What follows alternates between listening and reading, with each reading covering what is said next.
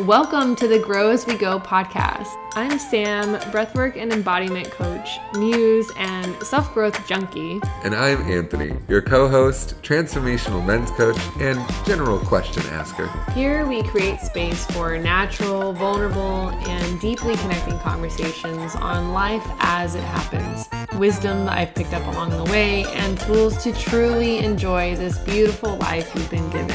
I want to appreciate you for being here, whether this is your first time or you've been here since the beginning.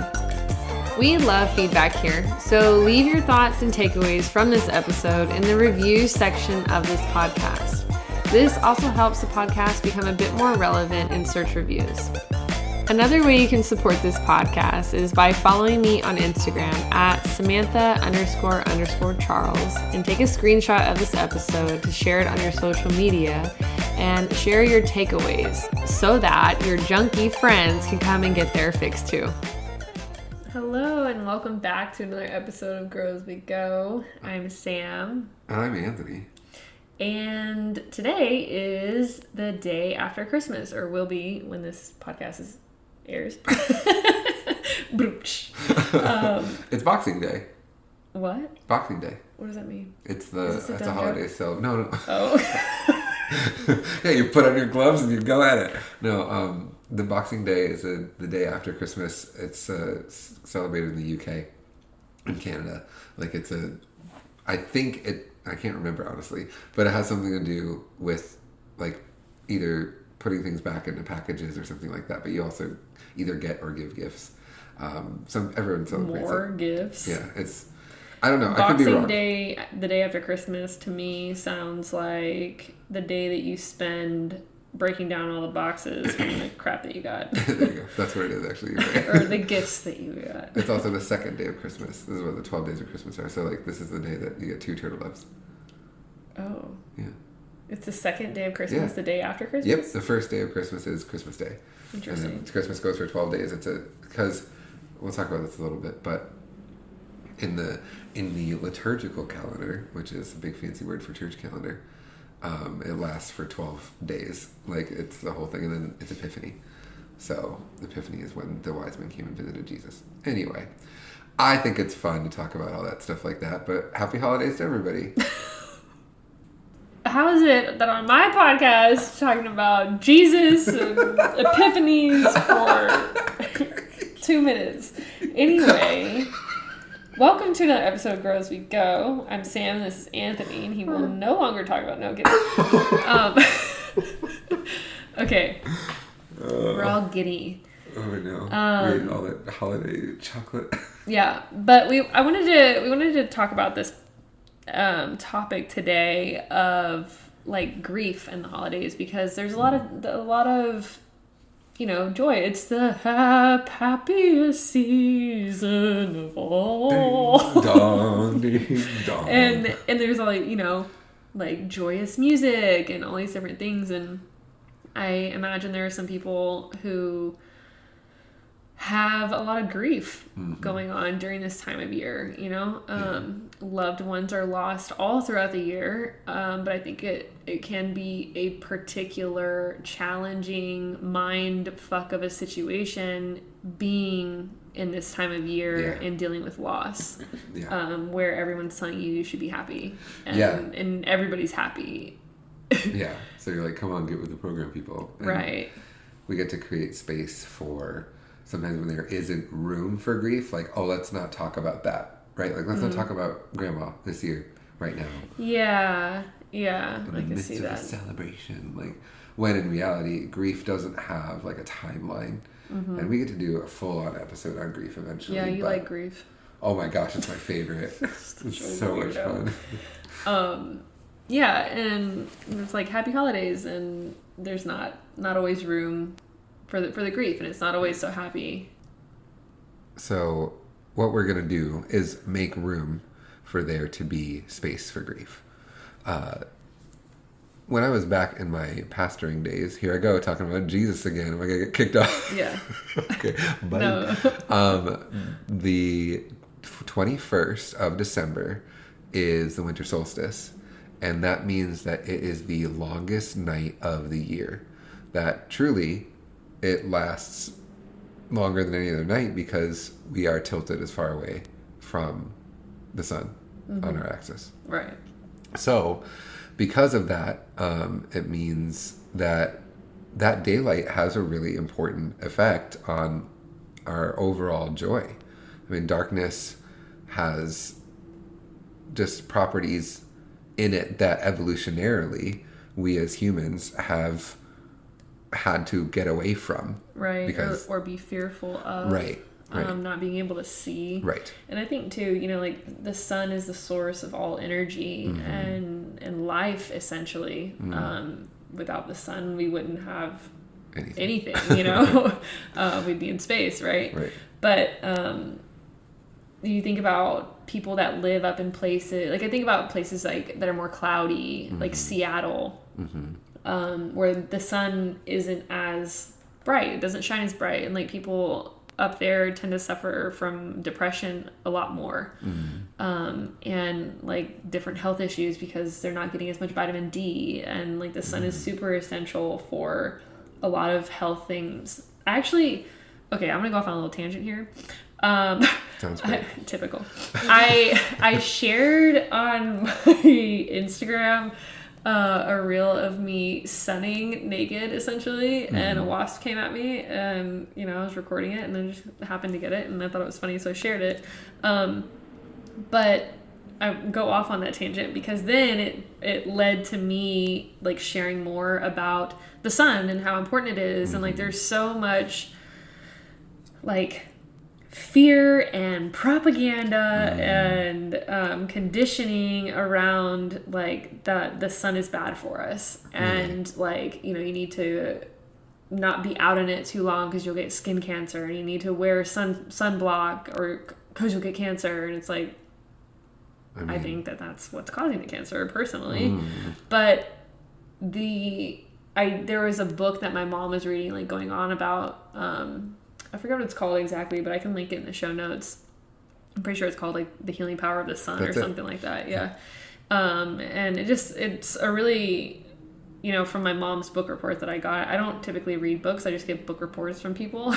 Nice. That's right. I'm your little study buddy. But it talks about the sun and like the healing, not only the benefits that the sun provides for us, but the healing. Not just like sustaining and maintaining health, but like bringing it back to homeostasis. So anyway, this little side tangent about the sun and why it's important and why this time of year can be challenging as well, because the days are shorter. Yeah. And so therefore we don't get as much sun.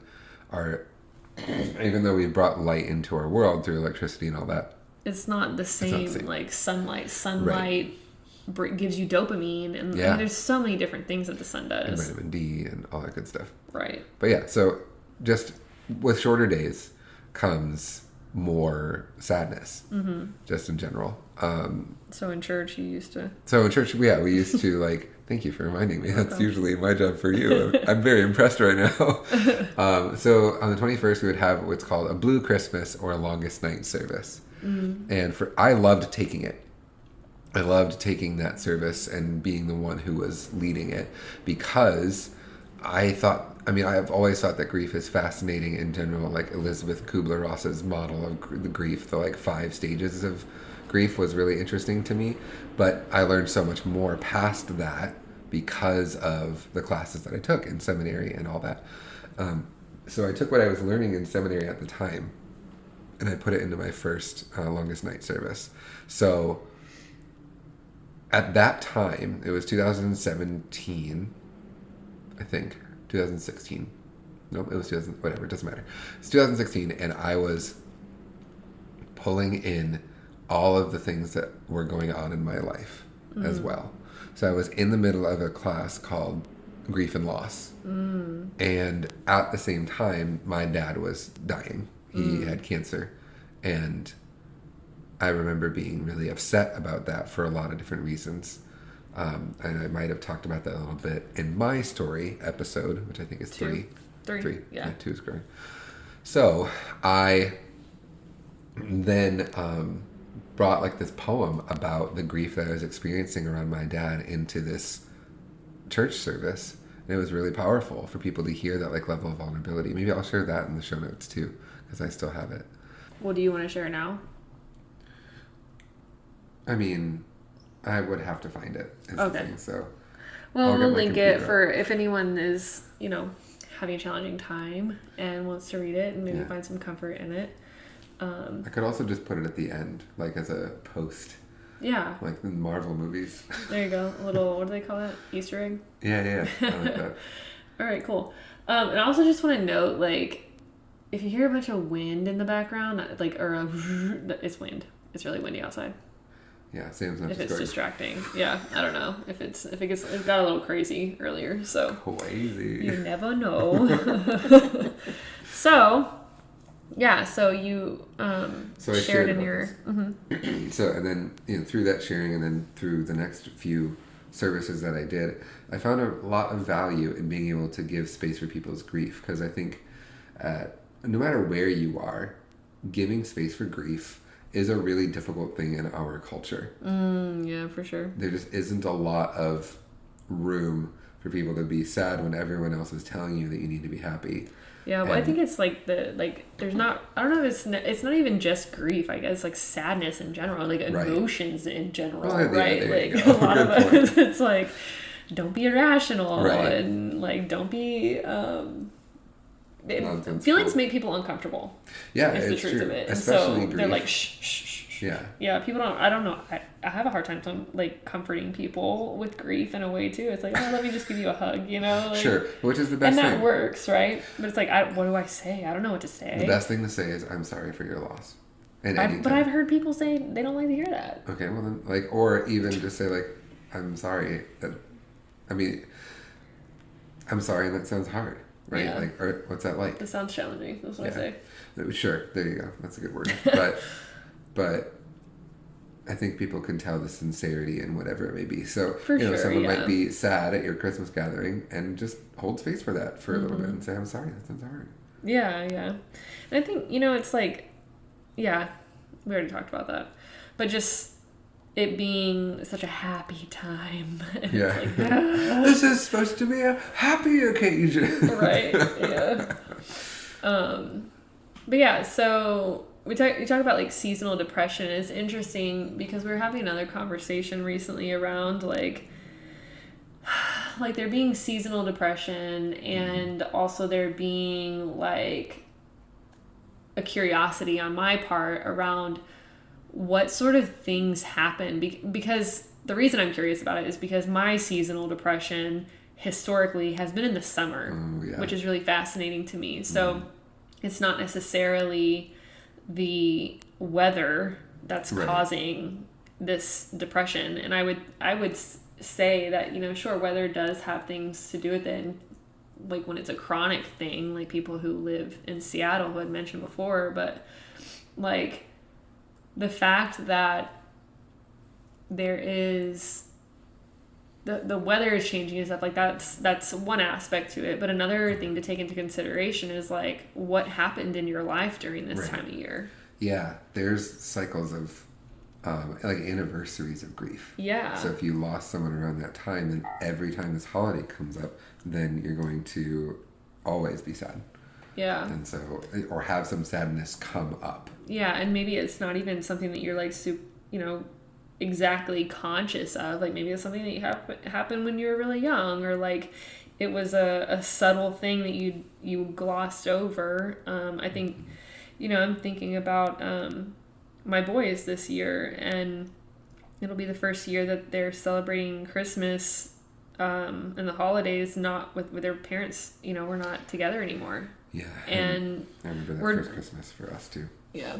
We're planning on doing as much together as we can, but it's still the first holiday where we're not living together and where it's not the same as it was. And we were putting Christmas tree decorations at my house with the boys, and we have one that's like an old picture of the four of us, and I noticed my youngest getting really, like, he looked sad about it, and I was like, hey, what's up? And he's like, nothing. And then we talked about it a little bit later, and he's like, yeah, I'm sad that Papa's not here. And was sad for me and for him. And I think about that. And it's not necessarily that like maybe your parents didn't split up during Christmas, but like your first Christmas without it being like that, whenever you get to remember all the other times where it was. And so that's what I mean when I say it's like maybe not so obvious right of what's going on. Yeah, grief is not linear, and it ends up being very sneaky. And so if you find yourself in that space where there's a lot of sneaky grief, find someone to reach out to, or think about how you can create that space for yourself, which I know may not historically have been something that you do. But drop me an Instagram message. That'll work too, because I like talking with people through grief. I know people are like, you're so weird. No, I like grief. A lot grief. No, it's good. And I mean, you're good at holding space for that. And for sure. Another thing that we were talking about was like the conversation, I think it was yesterday, around... Oh, yeah, like my diet stuff. Yeah, last year was the first year that I was like, well, it's the holidays. I guess I don't have to be so strict or stringent about, being on the diet that I'm on. I do keto fairly regularly. I do it usually about 9 months at a time, and then I'm off for a few months, and then I get back on. So I was nearing the end of my 9-month cycle, and I was like, yeah, sure, I can get off for 3 months. And then I got off for like 10. So that was weird. But like right around Christmas, when it was like, I want to eat all of these sweets, all these treats, all these cookies, all these everything. And then I was like, man, this stuff tastes good, and I don't want to stop. Mm. So I just didn't stop as easily as I could have. So I ended up, gaining some weight. And, not that there's anything specifically wrong with that. And I have historically used food as a comfort mechanism. Yeah. So what was I comforting myself from during last year's Christmas? Well, last year's Christmas, I didn't have my girls when I woke up on Christmas morning. So that was unique.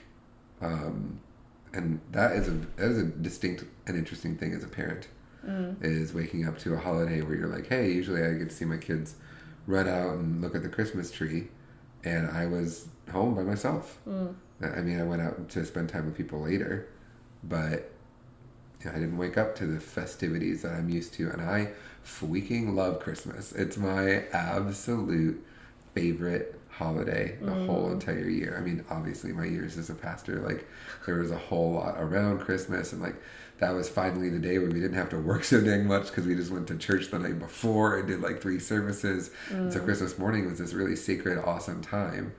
And, now it gets to be like that every other year unless I start incorporating other things. But there's grief there for me too.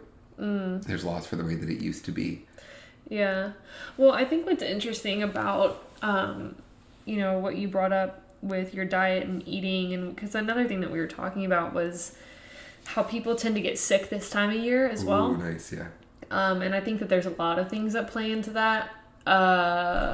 Okay, another tangent. There's this guy, his name is Dr. Zach Bush, and I found him around COVID times, and he just shares really, really fascinating. He just, I love listening to him. He's like a Southern guy, so he's got this like sweet accent, and he's so like, I'm a little in love with him. He has like a really appreciation for women and for the mother especially. And he has a history in like supporting new life come in, so in birth and labor and delivery. And then he also has experience with death and being in hospice and working there. And so he shared a lot about like the birth and death cycles and like how life is so sacred, and like seeing these moments, and like people are also very scared of death, but it's a different type of rebirth.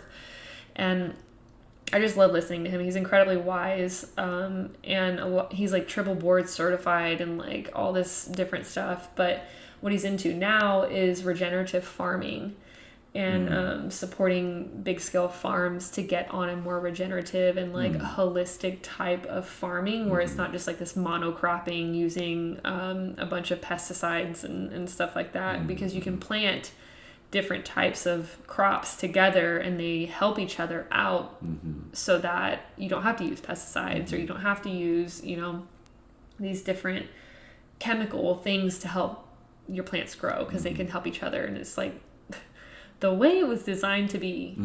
But I bring him up because he talked about, different viruses and stuff going around, and particularly in this time of year where we're naturally meant to slow down during the winter months, and we don't. We have the same cycle. People work the same. People drive their cars the same. We create the same amount, if not more, considering the holidays. Oh my gosh. Yeah. More, waste, and in the form of like gas and different like gas off-put sort of stuff, so that typically the trees help transform into oxygen. And so the trees are sleeping because they're a part of nature and they're attuned to that whole cycle. And so the trees are resting and they don't have the leaves that would typically help refresh the air. And so it's not as like clean and not as fresh, and there's not as there's just more, I guess, availability for you to get sick and get under the weather because you're not breathing as clean of air, essentially. That's fascinating. Yeah. And oh man, why did I go on that tangent? What was I talking about? Grief and the season. Because this is you. You go on tangents which are beautiful and necessary and absolutely where they're supposed to be.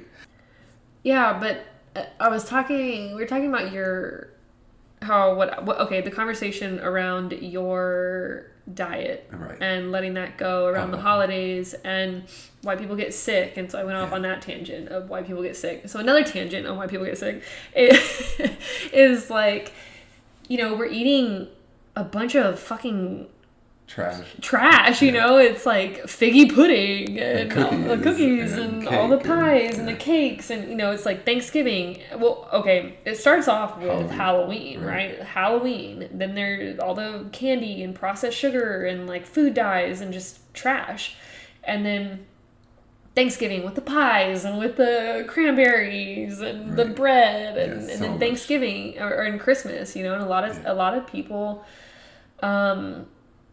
go to multiple houses, like a lot of families are split up and like have new families. And so, I know that, I have a friend of mine who goes to like 3 different houses or, like 4 Christmases, right? Yay, 4 Christmases.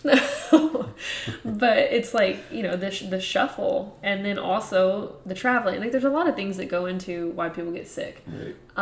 And so we were talking about that, and you're letting go of your diet because like, oh, well, it's the holidays. And I know a lot of people do that. Yeah. Right? Like it's the holidays and it's going to be too hard not to maintain. Oh my gosh, it's freaking impossible. I mean, it's nigh impossible. Like if you're going to go, I know, but there's, you want to be nice to you. Not nice, but it's like you want to be a good guest. Well, not even, I don't know, not for me, it's not that. For me, it's more like life's short, Yeah, exactly. And it's like, for a little bit, can we just enjoy for some a of day, I can just be the sins of the flesh in a way, and I do love sinning.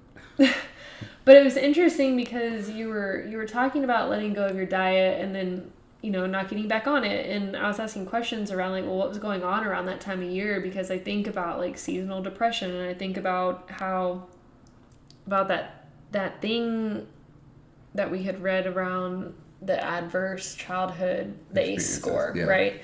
So the adverse childhood experiences, the more that you've had, it was like some study where the higher the score that they had, the more people who went through a weight loss program, there you go, gained the weight back immediately, the higher their ACE score was. Yeah, and I thought that was really interesting, and you and I have had conversations around that, and a friend of mine also, her name's Renata, and she's a nutritional coach, and she has a really cool cookbook. So here's a little ad for you, Renata. I'll put her stuff in the show notes as well if you're interested. But she has a lot of really like interested. She has good knowledge around it, and particularly for women also, and like cycle syncing and eating for your cycles and seed cycling and all these different things. Anywho, so the conversations that I've had with her around how people will eat emotionally, right? We're emotional eaters, and how we use food a lot of times to comfort our emotions and comfort ourselves when we're experiencing difficult emotions. And so you think about, like, there's just this huge, I envision like this pile of shit of like all these different, like a shit storm of events that happens during the holidays, where there's like all these different emotional things coming up, like the family's separated, or mom and dad don't get along and we want to all be together because it's a together time, or grandma passed away and this is our first Christmas without, or you know, like, I mean, your dad passed away around Thanksgiving, right? Your dad passed away around Thanksgiving. My dad passed away in the summer, in June. Right, why were we talking about?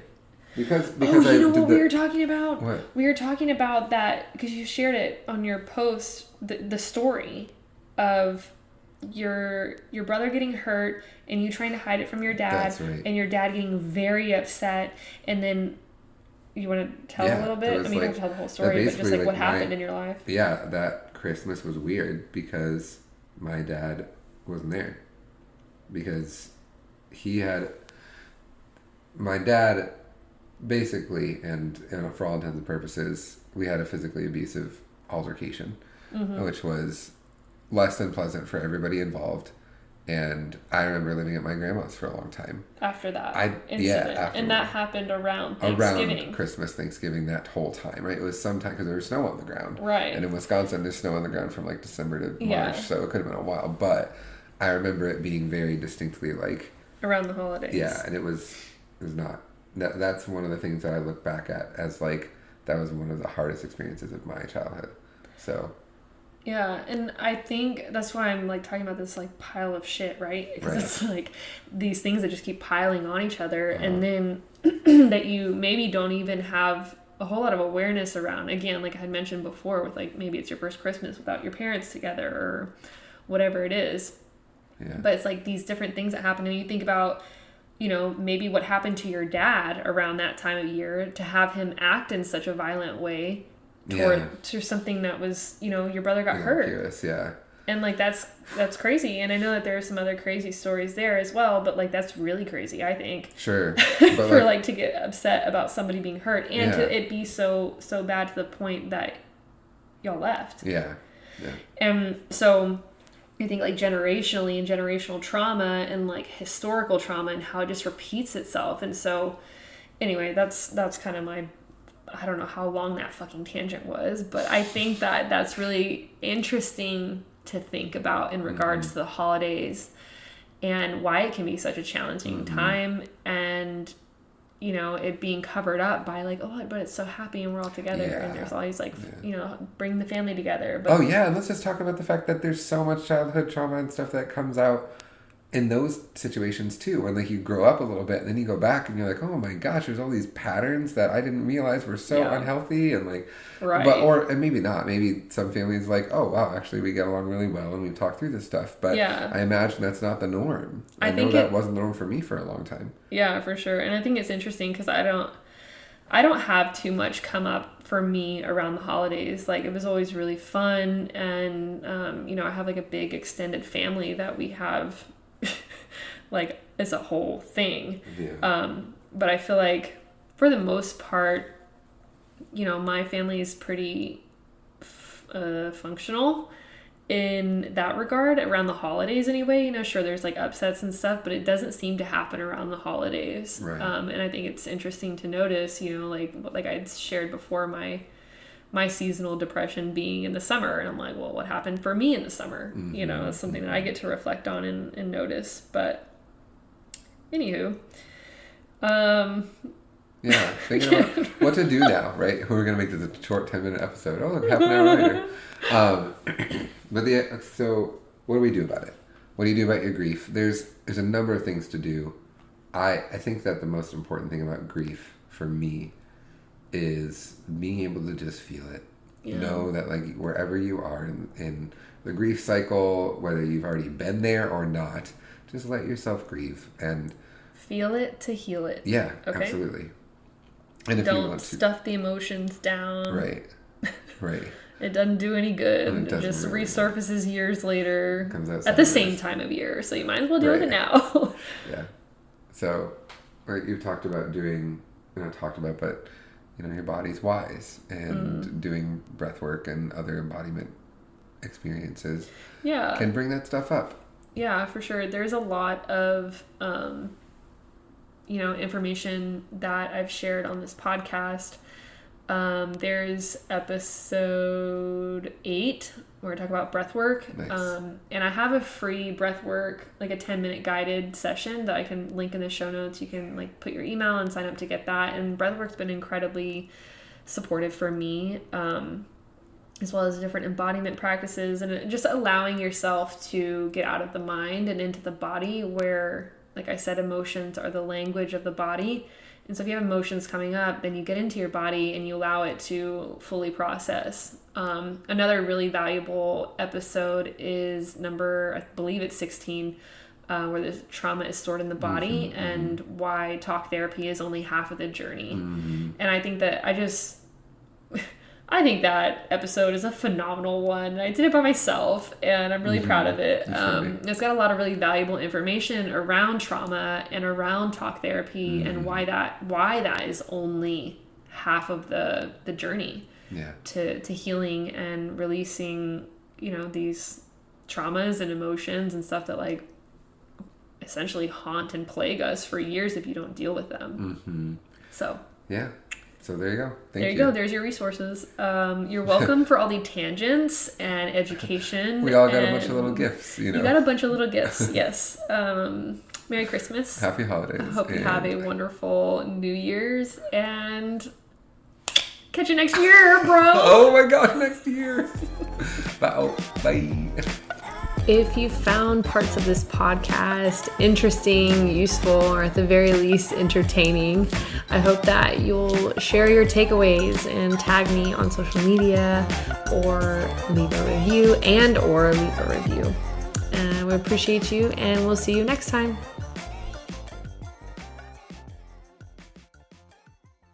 It feels like it was yesterday when we would walk together, but now I don't see your face because you're gone forever. It cannot be this wicked thing which makes me fear and quiver. This awful gift I've received has come from evil giver. Received? That word's not correct. For me, it has been taken. For once what I had, I have no longer. Now I feel forsaken. My God, you have abandoned me for something better? You bound me to a rock and made my only friend a fetter? The blame is yours to carry, fiend. I never should have listened. Blot out the Christian name that with baptism I was christened. It's in the darkness that I sit, I weep, I hope, I feel not. I cannot feel. My soul developed psychologic blood clot. My grief, it does not make much sense or follow logic's highway. I'm overwhelmed. I'd sooner drown if I only had my way. Well, how about we start again and set up some new guidelines? I realize that I'm not in charge. I just sit on the sidelines. If I just close my eyes, can we pretend this never happened? To you, I will then owe my life. Ball's in your court, Captain. About that thing I said before regarding being Christian, I take it back. Now, tit for tat. Hey, are you even listening? I feel like I shout into the void. All I hear is silence. If you don't talk to me, then you answer me in violence. I do not want to take this pill and make this nightmare be true. This thick quicksand lies along the path returning to my milieu. How can I think of normalcy? Nothing shall be similar. Now memories of loss creep in, and I am but a whimper. I see the picture of my pain laid out in open measure, the one which my heart had bound relationship to treasure. The floodgates loose, and grief pours out from every part of being. I lost control. I lost it all. From me, my soul is fleeing. And in the letting go of self, with all I held outpouring, there was small, of mighty inkling midst the active morning. What's this?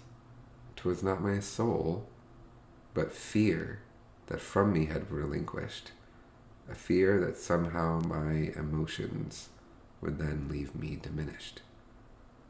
But honestly, it's no simple means to process grieving. My grief may show in strange new forms, and that I am believing.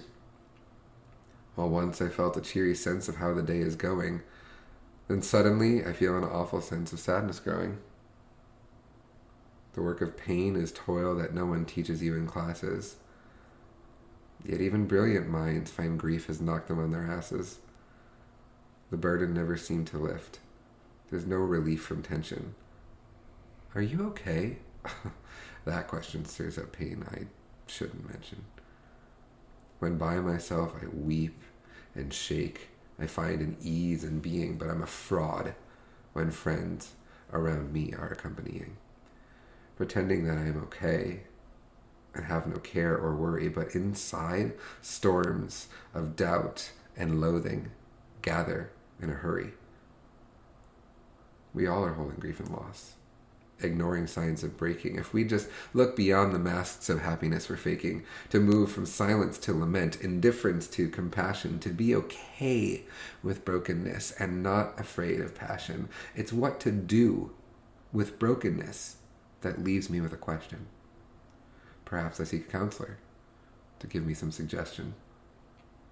They say I cannot hold the weight of this without another, and so it seems in grief we find a sister or a brother. A journey long, that grief of mine, and still it is not over. And this would be my wish, I'd say, upon a four-leaf clover, that each of us would sit and talk to those whose lives are reeling and listen to the answer of the question, how are you feeling? God, may you grant that in our place of mourning deepest sorrow, you will not leave us weeping lone and hold us till tomorrow. When soon tomorrow shows its face, today becomes its label, so hold us now like mother's child, as you were in the stable.